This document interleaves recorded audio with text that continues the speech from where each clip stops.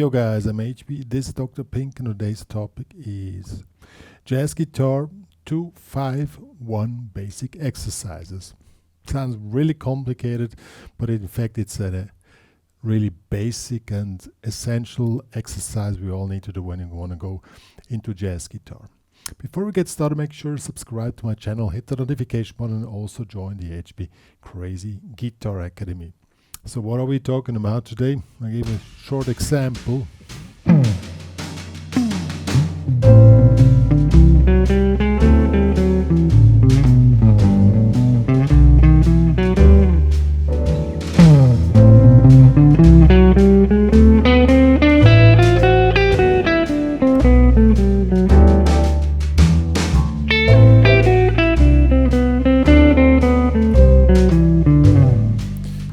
And so on, how using modes and chord notes on a 2-5-1 progression in major.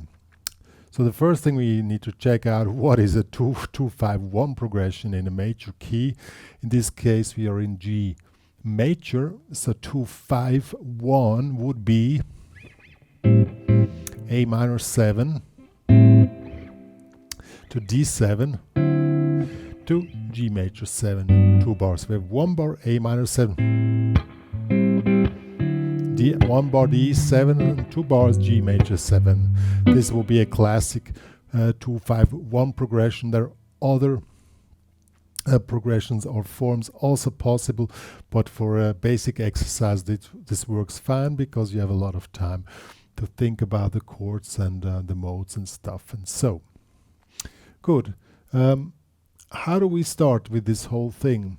First of all, now we want to use modes. You can solve this problem in different ways, which I won't talk today, but we want to work with the modes. And most people say when they hear about modes, like on the A minor 7 we have Dorian,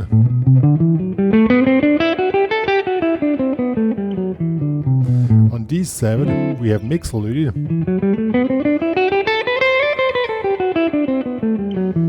on the G major 7 we have Ionian.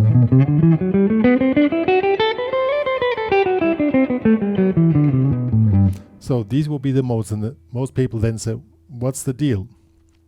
It's all the same notes, you know? I mean, yes, of course they're the same notes, but you always have to make the relation to the chord you're playing at the moment, and that's the point you want to figure out in today's exercises. And they're really basic ones that you start to understand and start to use modes in that essential way. Let's get started. Okay, so as I already said, we are in a 2-5-1 progression in G majors. We have an A minor 7 chord, we have a D9 chord, and a G major chord. 2-5-1. This is the progression. Now, and we're gonna use modes. So on the A minor 7, on the 2, it's the Dorian mode. So this will be this one here.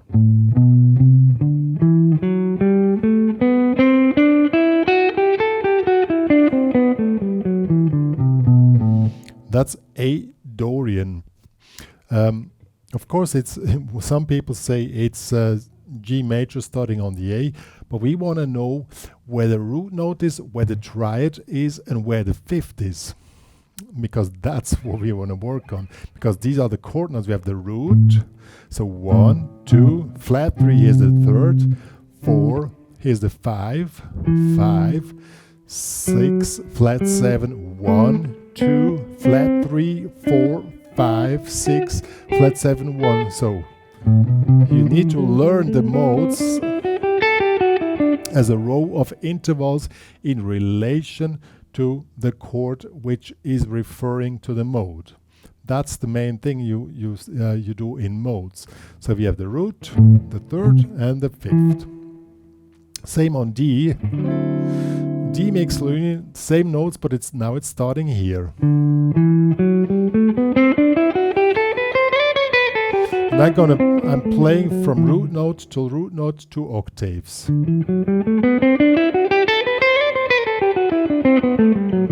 Here again now the root note is here, The triad is here, so 1, 2, 3, 4, 5. Here's the fifth, 6, flat 7, 1, 2, 3, 4, 5, 6, flat 7, 1. So here are the chord notes. And you can hear it. This is a D major chord with the chord notes. Now we go to G major, same thing again. We're starting now here. 2 octaves from root to root. Now the chord notes are here. Root, 1, 2, here's the 3, the third, 4, here's the fifth, 5, 6, 7, 1, 2, here's the third, 3, 4, 5, the fifth, 6, 7, 1.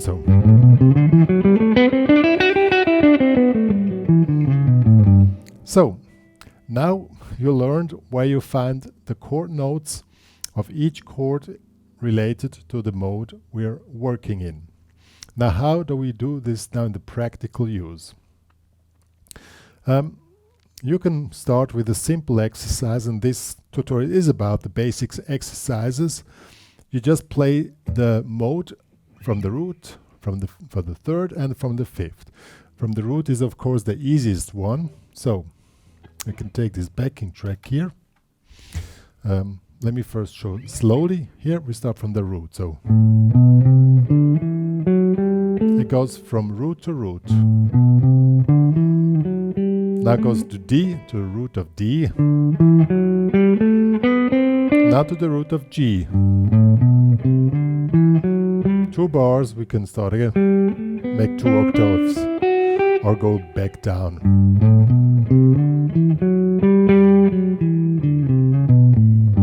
Okay? You can also make the opposite from the root down. So from A minor,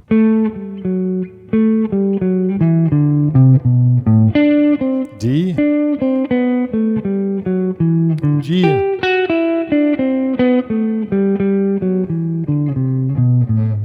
when you do with the backing track, you have a little bit more pressure to be on time. Let's do with the backing track.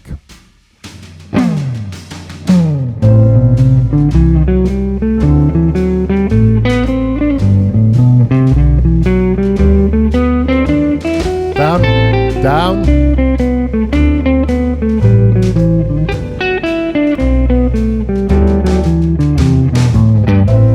And so on. So that will be the first exercise. You play from root till root, and since each chord is 1 bar, you have perfectly time to figure it out, but you still need to have your automatism together.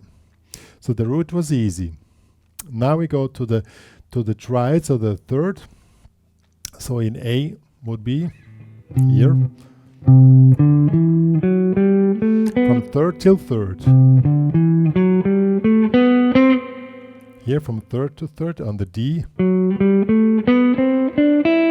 and on the G from third to third.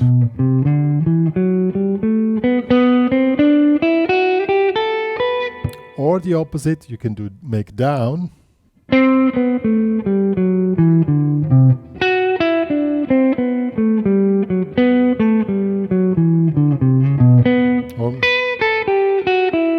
Let's do that with the backing track to have a little bit more pressure. And well, since I'm talking, I really also need to watch that I don't drop out of this figure here. It's really a matter of concentration. Third to third.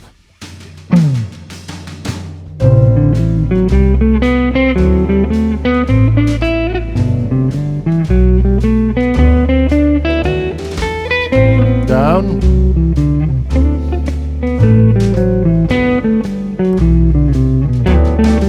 Once again.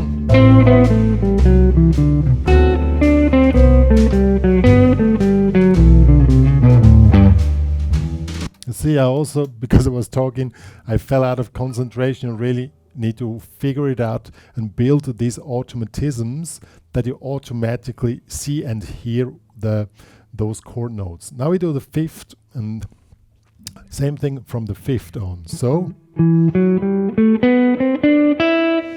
on the A minor, fifth on the D, fifth on the G. Or opposite, down. Fifth from the A minor. Fifth from the D. Fifth from the G.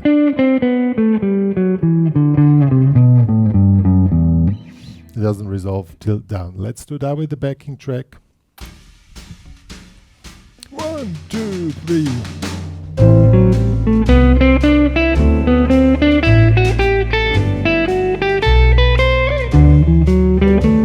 Down.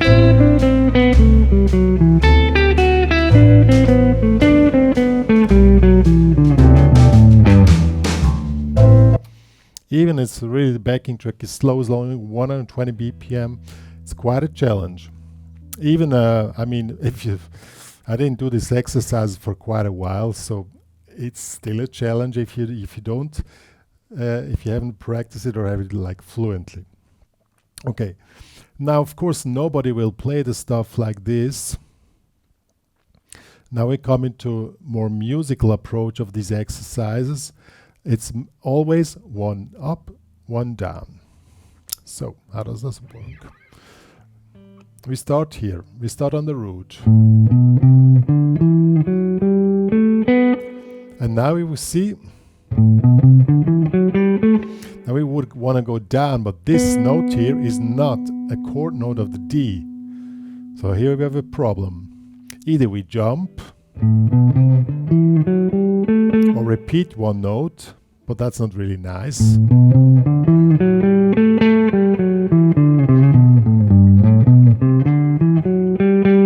I mean, you can repeat one note if you like that, or you have the possibility to make a chromatic approach somewhere, and then it resolves perfectly. So you go one up, one down, A minor up,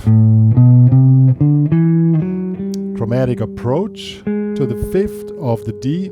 Now we go down from the fifth of the D,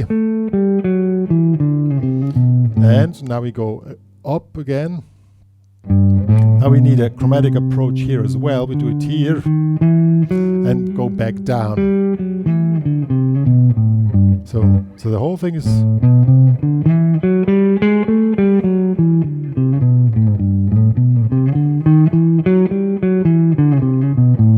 let's do that one.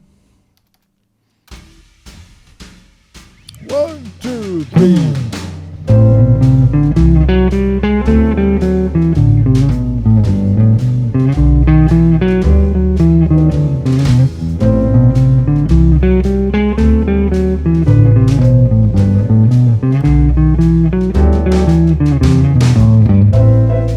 Yo. We can do the same thing from the triad, the third.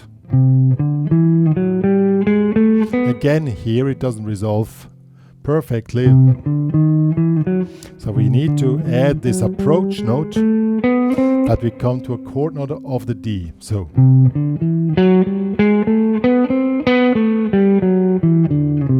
and same here on the G.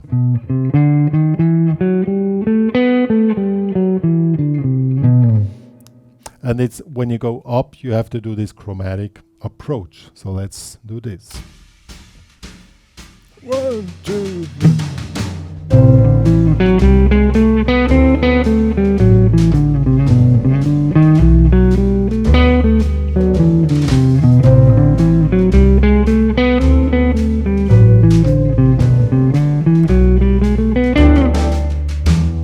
Yo, and last but not least, we have the fifth, and it's interesting, and from the fifth you don't have to do the chromatic approach because it resolves perfectly.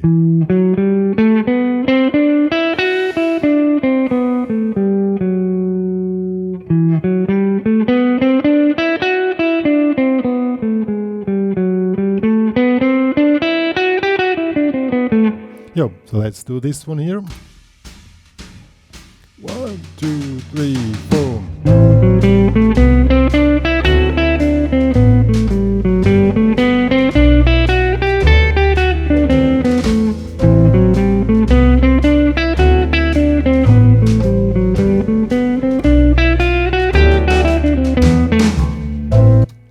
So the trick is, I need to make a correction.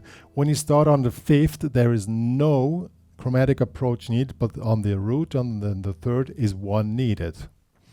So that's quite a brainer that you have this stuff together while you improvise. Of course, you start to build automatisms, and you never really, at the end, you don't stick too much to only this exercise, but it's really a great exercise to figure out the whole thing. You can also make the opposite, start from down.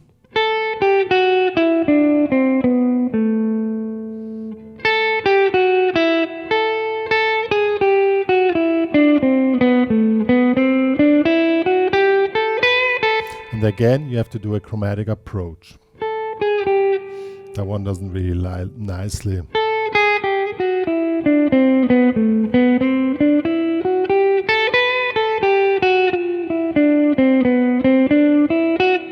And that's basically the main thing you can do. And at the end of the day, you can use these patterns here in an open, free improvisation, or you make easy improvisation, just noodling around those chord notes.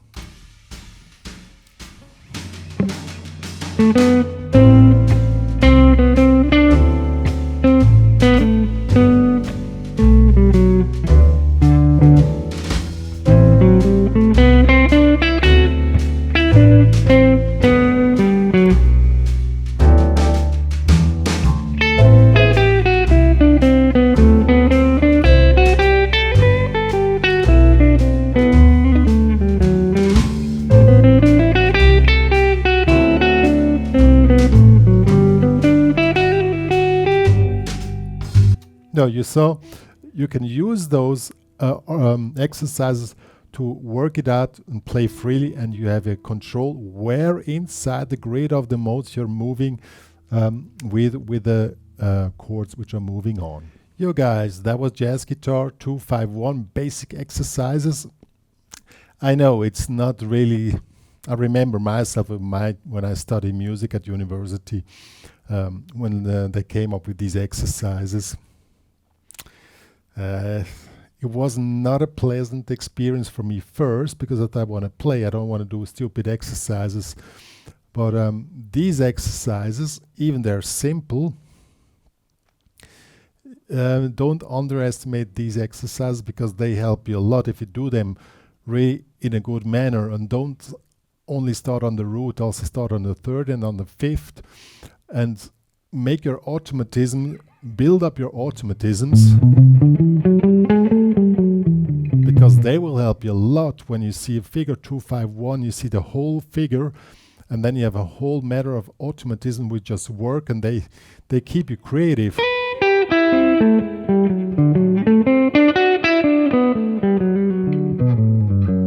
You know, and this is the foundation of your freedom later in improvisation when you work with modes. Serious. Even if you've never done this before, I must admit or agree, it's not super pleasant, but this stuff is really the qualm of jazz medicine. It's what really brings you there, to have a foundation that you're able to work inside modes and work inside chords, and not just playing or noodling around and just happen to hit the right notes. I mean, some people might say, I'm not really interested, I just noodle around, and somehow my feeling guides me through the whole thing. Of course, that's also cool, but some help of theory and exercises might also be advisable on these exercises here. I wrote them down for you guys. They would really help. Yo, if you want to download this stuff plus the exercise backing track, it's available in the HPCrazy Guitar Academy. Please join there, make a premium membership upgrade, and start working on the stuff. If you have any questions, there's a community there. You have a lot of opportunities to exchange also with me as a premium member in specific. Yo, and just start working on the stuff, and it will pay off even if you think it's not really fun. Yo. Well, that's all me and Dr. Picker have to say. See you guys.